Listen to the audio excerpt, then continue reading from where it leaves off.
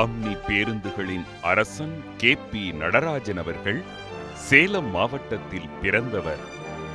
ஏரோட்டும் எளிய விவசாய குடும்ப பின்னணியில் பிறந்திருந்தாலும் இவருடைய நாட்டமெல்லாம் மோட்டார் வாகன தொழிலின் மீதுதான் இருந்தது. சிறிய வயதில் இவருக்கு பிடித்த விளையாட்டு பஸ்ஸோட்டி விளையாடுவது. பிடித்த இடம் பேருந்து நிலையங்கள், பிடித்த ஹீரோக்கள் பஸ் டிரைவர்கள். பேருந்து பற்றிய கற்பனையிலேயே இருந்தவரால் பள்ளி படிப்பை 7ஆம் வகுப்புக்கு மேல் தொடர முடியவில்லை. ஒரு கிளீனராக தன் வாழ்க்கையை தொடங்கியவர் இன்று பல சொகுசு பேருந்துகளுக்கு சொந்தக்காரர். முடியாதது என்பது முயலாதது மட்டுமே என்பதை தனது வாழ்க்கை பாடமாக கற்றவர். பல புதுமைகளையும் வசதிகளையும் புகுத்தி கேபிஎன் என்ற நிறுவனத்தை பயணிகளின் மனத்தில் ஆழமாக பதிவு செய்திருக்கின்றார். டிரைவராகவும் முதலாளியாகவும் தானே இருந்து செயல்பட்டதால் பயணிகளின் தேவைகளை தன்னால் நன்கு உணர முடிகின்றது என்பதைத்தான் தன்னுடைய வெற்றியின் ரகசியமாக பதிவு செய்கின்றார் இந்த ஆம்னி பேருந்துகளின் அரசன்.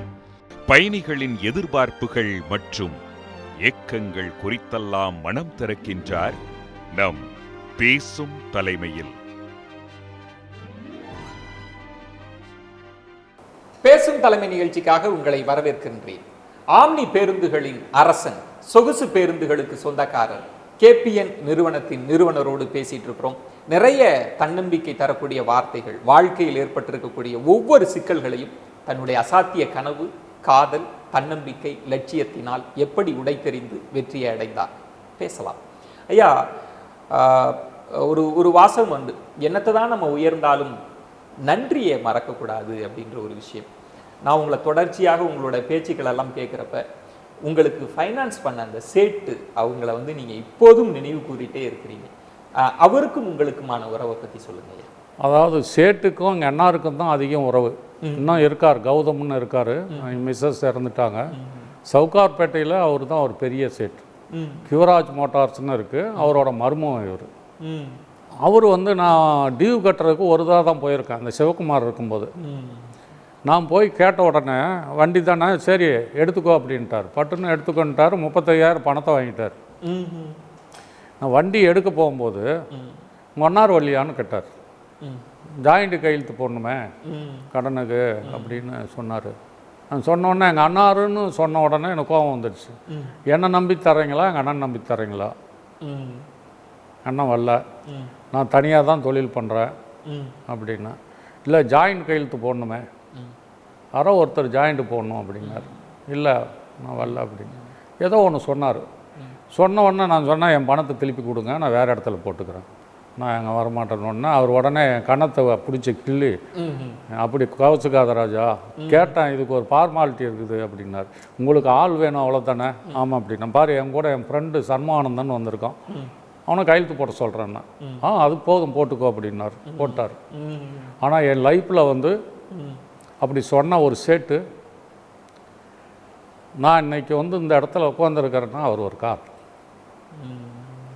அதாவது என்ன கேட்டாலும் கொடுப்பார். ஒரு ஸ்டேஜில் வந்து 10 வண்டி கேட்டாலும் எதுக்கு நீ பணம் வாங்குறீன்னே கேட்க மாட்டார். அப்படி என் மேலே ஒரு நம்பிக்கை. அவர் அதுக்கும் பிற்பாடு பேங்க்லாம் வந்தாங்க, ஆனால் அந்த சேட்டுக்கு பிற்பாடு தான் வந்தாங்க. அந்த சேட்டு இல்லைன்னா நான் இல்லை இன்னைக்கு. அதே மாதிரி எனக்கு வந்து நிறைய ஃபைனான்ஸ் வந்து நான் அந்த 5,000 வாங்கினேன் இல்லையா, எங்கள் அப்பா கொடுத்தார்ல, அப்போ வந்து நிறைய எனக்கு ஃப்ரெண்ட்ஸுங்கெல்லாம் ஹெல்ப் பண்ணாங்க. அவங்க இன்னும் லைஃப்பில் என்னால் மறக்க முடியாது. நிறையா பேர் இருக்காங்க. அது இல்லைன்னா அந்த கேபிஎன் வந்து உருவாகிருக்காது. சின்னதுலேயே கூட என் கனவு கூட அதில் போயிருக்கலாம். ஏன்னா ஃபைனான்ஸ் இல்லாத அவ்வளோ பெரிய வண்டி வாங்க முடியாது. முதல்ல இன்சியல் கட்டுறதுக்கு பணம் வேணும். அது மாதிரி நான் வந்து அந்த வண்டியை வாங்கி கிட்டத்தட்ட மேக்ஸிமம் நான் டிரைவராக ஓடிட்டு இருந்தேன். அதில் நீங்கள் தான்? ஆமாம், சிங்கிள் டிரைவர். இன்னொரு மேரேஜ் ஆன பிற்பாடு அது நடக்குது. அதெல்லாம் அதுக்கு முன்னாடியே நான் டிரைவராக ஓடிக்கிட்டு இருப்பேன். திருநெல்வேலி, பெங்களூர் ஓட்டிக்கிட்டு இருந்தேன். ஆமாம். அதனால் வந்து அதில் என்னுடைய நுட்பம் பூரா எனக்கு ஓரளவுக்கு தெரியும்.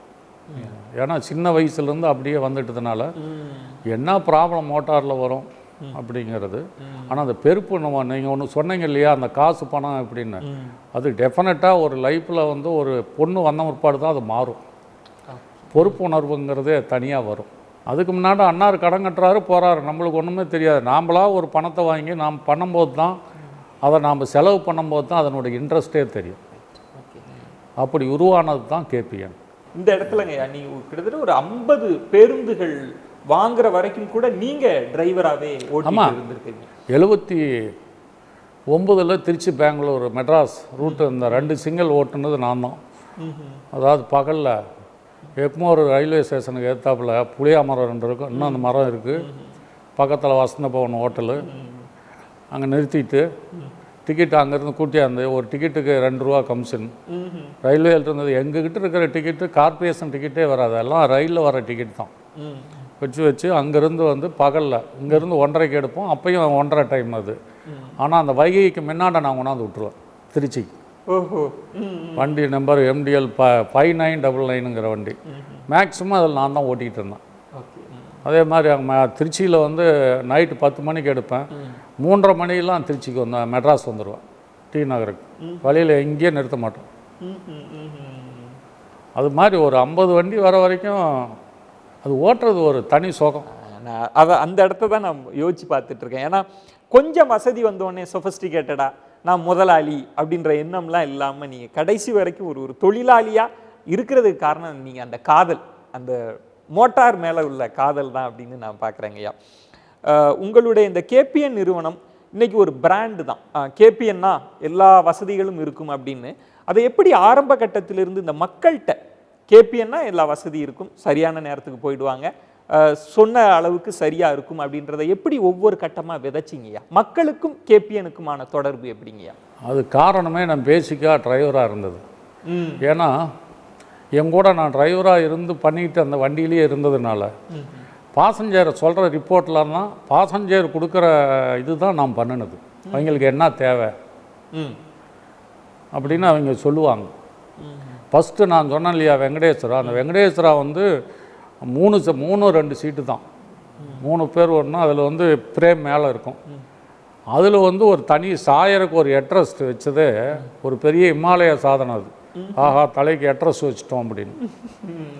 அப்படி ஒவ்வொன்றும் அது யார் சொன்னாங்கன்னா, இப்படியே வந்து ஒரு 500 கிலோமீட்டர் போனோம்னா கழுத்து வலி வருது, அது யார் சொல்லுவா? பாசஞ்சர் தான் சொல்லுவாங்க. ஆனால் டெஃபினட்டாக டிரைவர் கழுத்து வலி வராது, ஏன்னா அவர் ஸ்டேரிங் பிடிச்சிருக்காரு, பின்னாடி இது இருக்கிறதுனால வரவே வராது. இந்த கம்பெனி ஒவ்வொரு முன்னேற்றமும் வந்து ஒரு இது இருக்குது அப்படின்னா அது மேக்ஸிமம் வந்து பயணிகள் சொன்னது தான் நம்ம செயல்முறைப்படுத்துகிறோம். ஒவ்வொன்றுமே அந்த அனுபவத்தில் பண்ணுறது தான் ஒழிய நாங்களாக பண்ணுறதும் ஒரு 30% தான். பாசஞ்சர் கூட நேரடி தொழில் இன்றைக்கும் எந்த தொழிலுமே வந்து நம்ம நேரடி தொலைவு இருந்தால் உறுதியாக அந்த அனுபவம் கிடைக்கும். உங்கள் லைஃப்பில் நிறைய மாணவர்கள் கேட்குறாங்க, உங்களுக்கு ஏற்பட்ட தோல்விகள்னால் நீங்கள் சொல்கிறீங்க எனக்கு தோல்வியே கிடையாது சொல்கிறீங்களா? என் லைஃப்பில் தோல்வின்னு நான் இது வரைக்கும் எதுவும் சொன்னதே கிடையாது. அப்படி ஒன்றவே இல்லை. நான் வந்து ஒரு தொழிலில் ஒரு வண்டியில் ஸ்டார்ட் பண்ணேன், நீங்கள் நிறையா வண்டி வச்சுக்கிட்டு இருக்கிறேன். எல்லாம் இன்னும் இதெல்லாம் கூட 2-3 தொழிலெலாம் பண்ணியிருக்கேன். தோல்வியெல்லாம் கிடையாது. ஆனால் எனக்கு என்னை பொறுத்த வரைக்கும் எப்படின்னா, ஒரு தெரியாத தொழிலெலாம் நான் பண்ண மாட்டேன். அதை தெரிஞ்சுக்கிட்டு அப்புறம் தான் அதை பண்ண ஆரம்பிப்பேன். இந்த இடத்துல தான் நான் முதல்ல நான் அந்த கேள்வி கேட்டேன். ஆனால் உங்களுடைய வாழ்க்கையை சொல்லிட்டு இருக்கிறப்ப அது தடைபடக்கூடாதுன்னு நீங்கள் ட்ராவல் பண்ணீங்க. நீங்கள் இன்றைக்கி பெரிய அளவுகளில் ஒரு 7ஆம் வகுப்பு தான், ஒரு டிரைவர் ஆகணும்னு ஆசை, ஒரு பேருந்துக்கு ஓனர், இன்றைக்கி கேபிஎன் நிறுவனம் அப்படின்ற ஒரு சாம்ராஜ்யத்துக்கே நீங்கள் முதலாளியாக இருக்கிறப்ப, ஆனாலும் நீங்கள் சொல்கிறீங்க வந்து எனக்கு படிக்காதது ஒரு வருத்தமாக இருக்குது அப்படின்னு. இன்றைக்கி நிறைய இளைஞர்கள் வந்து கல்வியில எல்லாம் ரொம்ப முக்கியத்துவம் கொடுக்காம படிப்பு மேலே ஆர்வம் இல்லாமலாம் இருக்கிறாங்க. உங்களை மாதிரி இவ்வளவு வளர்ந்த பிறகும் படிப்புக்காக நீங்கள் ஒரு ஏக்கத்தை காமிக்கிறீங்கல்ல, ஏன் படிப்பில் அவ்வளவு அது நம்ம ஏன் விட்டுட்டோன்னு வருத்தப்படுறீங்கய்யா? நீங்கள் சொன்ன மாதிரி நான் ஒன்றும் பெரிய சாம்ராஜ்யத்தெல்லாம் நான் ஒன்றும் பண்ணல, அது தவறான தகவல். என்னோட வந்து நிறையா நல்லா நடத்திக்கிட்டு இருக்கிறவங்களாம் நிறையா இருக்காங்க, நிறைய ஸ்டேட்லாம் இருக்காங்க. என்னால் முடிஞ்சதை நான் பண்ணுறேன். ரெண்டாவது, இந்த படிப்பறிவு இருந்திருந்தால் இன்னும் இந்த கம்பெனி நல்லா கொண்டு போயிருப்பேன். நிறைய எனக்கு வெளிநாட்டு சமாச்சாரம்லாம் நிறையா கிடச்சிருக்கும், அதையெல்லாம் கொண்டாந்து உள்ளே கொடுத்துருக்கலாம். அதாவது ஒரு சில இடத்துல போய் என்னால் வந்து அவங்களுக்கு ஈடு கொடுத்து பேச முடியல. அது இன்னொருத்தர்கிட்ட சொல்லி தான் தெரிஞ்சுக்கணுமா இருக்கு. அப்போ அந்த அந்த கேப்பு வந்து 2 பேர்த்துக்கு வந்து சிலதெல்லாம் விட்டு போகுது. டெஃபினட்டாக வந்து அது நிறையா பேர் சொல்கிறாங்க, படிக்காத இருந்தால் என்ன, நீங்கள் தான் நிறைய ஆள் வச்சுன்னா அது தவறான கருத்து. கிரேட். டெஃபினட்டாக ஒருத்தருக்கு படிப்பறிவு ரொம்ப ரொம்ப அவசியம். அந்த தவறான வந்து இப்போ நான் சொல்லிகிட்டு இருக்கிறேன், 7வது வந்து நான் வண்டி ஓட்டுறேன், லாரி ஓட்டுறேன், பஸ், அது வந்து தவறான இது. அது வேற, அது என்னுடைய உழைப்பு. படிப்பு வேற. கிரேட். படிப்புக்கும் உழைப்புக்கும் சம்மந்தமே கிடையாது. யார் வேணாலும் உழைச்சா வந்து பணம் சம்பாரிச்சிடலாம். அந்த படிப்பறிவு இருந்தால் தான் உலகத்தை புரிஞ்சிக்க முடியும். அது இல்லைன்னா ஏக்கம் இருக்குது. அது இனிமேல் என்ன பண்ணுறது, அடுத்த ஜென்மத்தில் பார்ப்போம். ரொம்ப ரொம்ப ரொம்ப அழகாக சொல்லியிருந்தீங்க. ஏன்னா ஒவ்வொரு மனிதருமே இங்கே பாடங்கள் தான். அடுத்த இளைய தலைமுறைக்கு வந்து கற்றுக்கொள்ள வேண்டும் அப்படின்ற கதவுகளை திறந்து வச்சா எல்லா மனிதர்களுமே பாடம் தான். ஆனால் உங்கள்கிட்ட நீங்கள் இவ்வளவு உங்களுடைய சாம்ராஜ்யம், நீங்கள் அதை நினைக்காம இருக்கலாம். ஆனால் வெளி உலகத்தில் நீங்கள் உங்களுடைய வெற்றி என்பது குறிப்பிடத்தக்கக்கூடிய வெற்றி தான். நீங்கள் கடந்து வந்த பாதைகளில் இளைஞர்களுக்கு நீங்கள் சொன்ன ஒரு பெரிய மெசேஜாக பேசும் தலைமை இது தான் சொல்லுது. படிப்பு அப்படின்றது ரொம்ப முக்கியம். அது என்றைக்குமே அது ஒரு குறையாக இருந்துகிட்டே இருக்கும் நம்ம விட்டுட்டா அப்படின்னு சொன்னீங்க. நிறைய இன்னும் இந்த இந்த பேருந்து துறையில் இருக்கக்கூடிய சில விஷயங்கள்லாம் கூட நான் பேசணும்னு நான் ஆசைப்பட்றேன். சில எதிர்பார்ப்புகள், சில விமர்சனங்கள்லாம் கூட இருக்குது. அதுக்கு சரியான நபர் நீங்கள் தான். பேசும் தலைமை நிகழ்ச்சியில் ஒரு கல்வி சார்ந்த விவாதமாகவே இது மாறி இருக்கு அப்படின்னே சொல்லலாம். ஒரு கல்விக்கான தேவையை இவர் சொல்லியிருக்கிறார். இவருடைய வாழ்க்கையை ரொம்ப நெருக்கத்தில் நம்ம போய் பார்த்துருக்குறோம். இந்த கேபிஎன் பேருந்தில் பயணித்துட்டு இருக்கிற ஒவ்வொருத்தருக்குமே கூட அவர் சொன்ன செய்தி வந்து ரொம்ப நெருக்கமாக இருக்கும் அப்படின்னு நான் நம்புகிறேன்.